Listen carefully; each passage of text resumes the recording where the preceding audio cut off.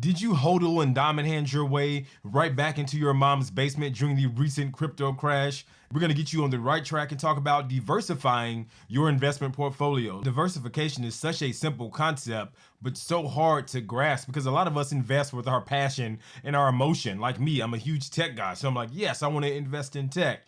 There's a time when I was crazy about crypto, so I invested in crypto without thinking about how those assets correlate to the greater market and really being focused on the number one thing, which is making money. Now I'm not in love with any particular sector in the market. I'm just all about following the trend and making money. Diversification is super important. We don't want to have all of our eggs in one basket. Like I heard a story about all those crypto bros that used to be in Miami popping bottles and renting Lamborghinis. They're gone now. I don't know where they are. They could be in their mama's basement, like I said at the beginning. Let's not end up like them. And let's jump to this video and talk some more about diversification and why it's so important. We're going to quickly jump in and talk about the type of assets to consider when we're thinking about diversification. Like all of us know about stocks. Everybody's gotten that hot stock tip from their postman about going long on Tesla or whatever. So we fully understand stock. They just represent shares in a company. You can own a piece of the company. That's how I explained to my 7-year-old. I'm like, hey, you love Jordan, you love Nike. Let's buy a part of the company and get some shares, right? Pretty simple to understand.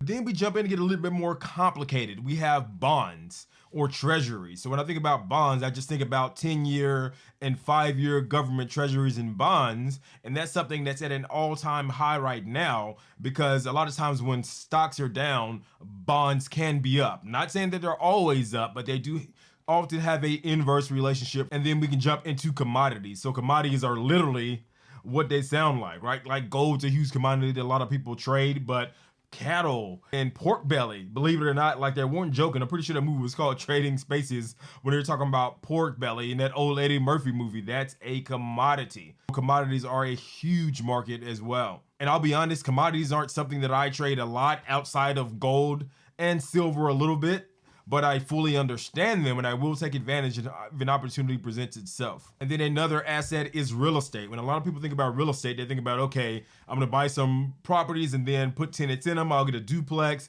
live in one, rent out the other 3. We all understand that when it comes to real estate. But something that I want to talk about a little bit more are REITs. Those are real estate investment trusts.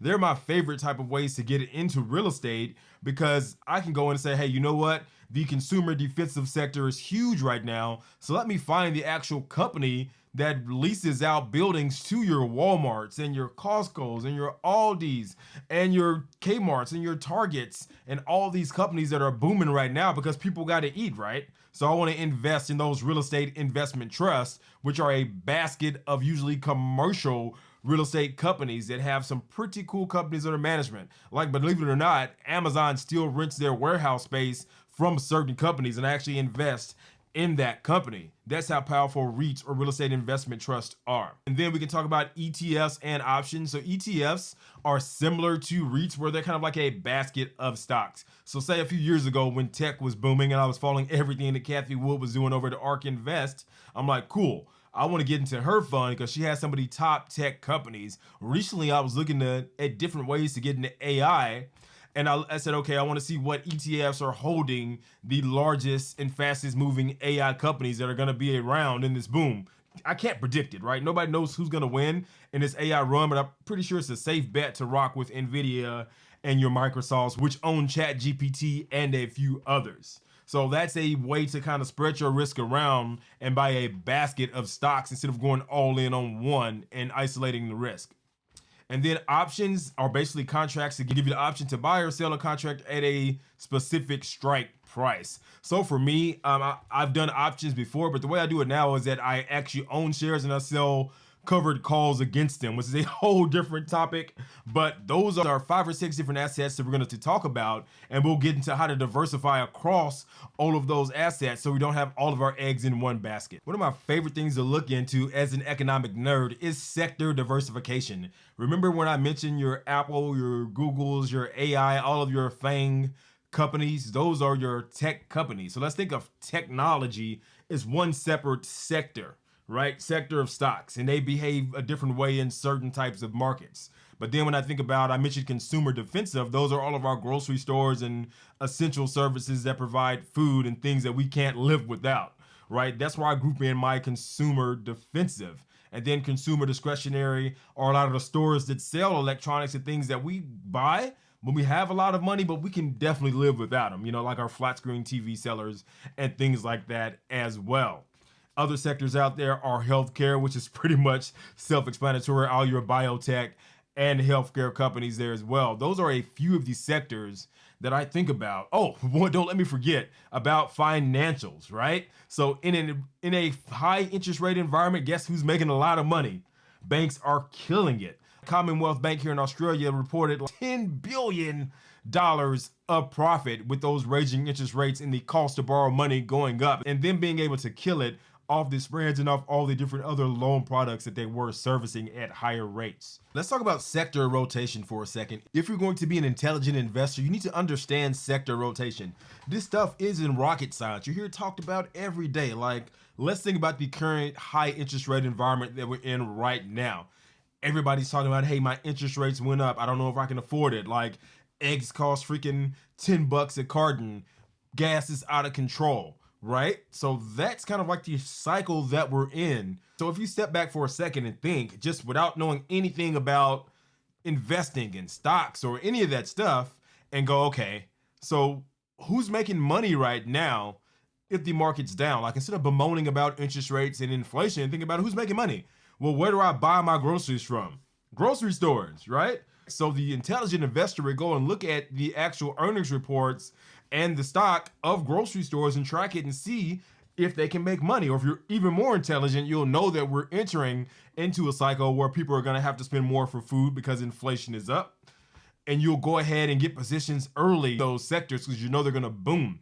I mentioned a few seconds ago, financials is huge because if interest rates are higher, it costs more to borrow money.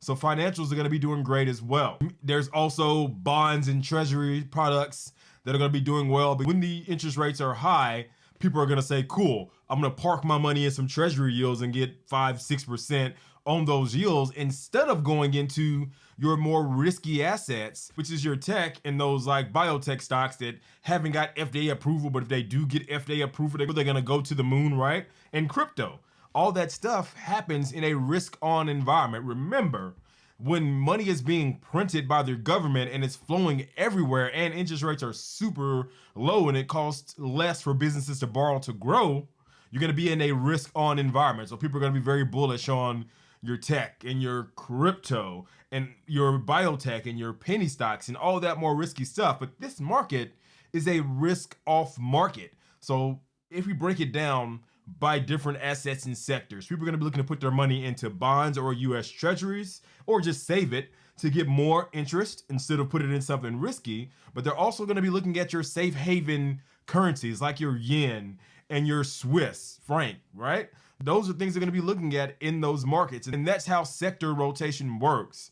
It's something that I'm examining every day, trying to see if I can spot the rotation kind of shifting in any sector. Right now, everything's at a standstill and central banks have held rates just to see how it affects the economy and the jobs and employment numbers. So there's not much to act on, but I'm always looking every day to try to find out what's happening in the sector and if we're about to rotate into other opportunities.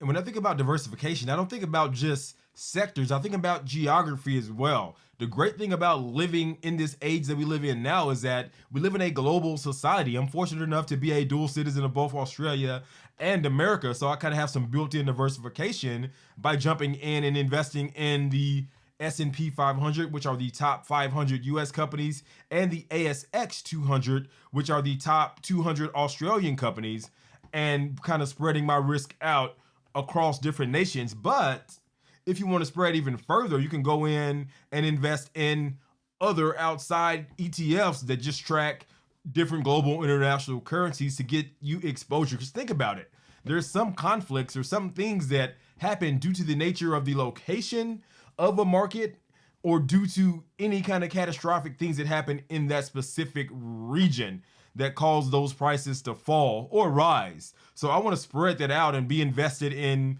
Asia, the Pacific, in the US and everywhere else I can get exposure in, just to spread my risk around, but also be able to jump into those other areas and learn more about and how the world functions on a global scale. So remember, when you're thinking diversification, don't just think about sectors. There's plenty of things that can affect assets that happen only on a global level. A lot of people don't know that Australia really never felt the effects of the 2008 global recession at all. I'm sure you're probably sitting here thinking, how do I even begin diversifying, Michael? That was a lot of information. Well, you're at the right place. The simple way to do it, and this is what every fund manager is going to tell you, you can do it by your risk tolerance or your age. So very simply, if you're a young person, you have a longer time horizon, and maybe you can be a little bit more aggressive in those high growth tech stocks and your crypto and all this other stuff. And if you're older, you may go to more blue chip consumer defensive stuff that pays dividends and be more interested in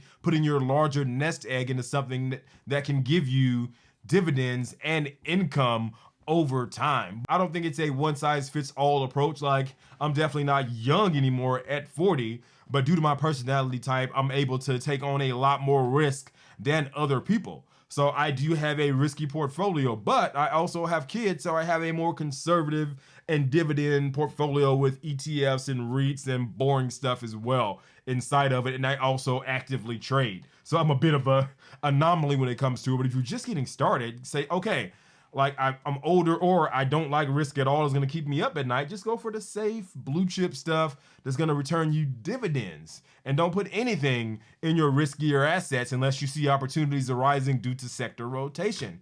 And vice versa. If you're somebody that's older, but you're like, hey, I'm in a position where I have my house, I'm established, I want to take on more risk because I want my money to grow faster, go ahead and invest in riskier assets. Remember, this is not financial advice. To me, it's just common sense. But as you're learning, you'll start to see these things. It's up to the individual investor to make the right decisions when it comes to their portfolio. Some common mistakes I see are over diversification. Yeah, there is such a thing. Like, somebody may have, say, 10,000 and they want to just spread it as thin as possible. $1,000 here, $1,000 there into all these different sectors. But remember, due to the effect of compounding, the more money you have, the more it can compound and the more you can make over time, especially if you're somebody who's more of a dividend investor. Remember, 10% of 5,000 is a lot bigger than 10% of 1,000. It's very simple math when you think about those things. So don't over diversify or kind of do redundant things like saying, hey, I'm going to buy Apple shares, but also be invested in 5 ETFs that also hold Apple. You kind of just piling on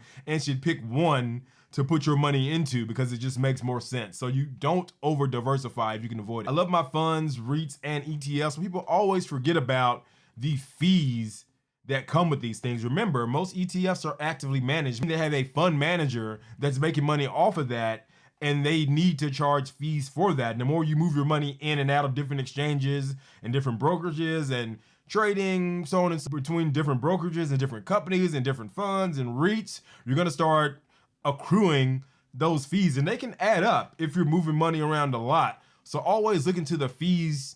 Always look into the fee structure of any fund that you get into before you decide to dive in, and keep that in mind when you're trying to calculate returns as well. After watching this video, you should now understand what diversification is, how to diversify, the 5 or 6 different assets you can diversify into, as well as some common mistakes to avoid, and more importantly, how to start diversifying. If you like this video, don't forget to like and subscribe and drop me a comment and let me know about what your favorite investment vehicle is. Until next time, this has been Mind Over Markets with Michael T. Ragland. I am out. Peace.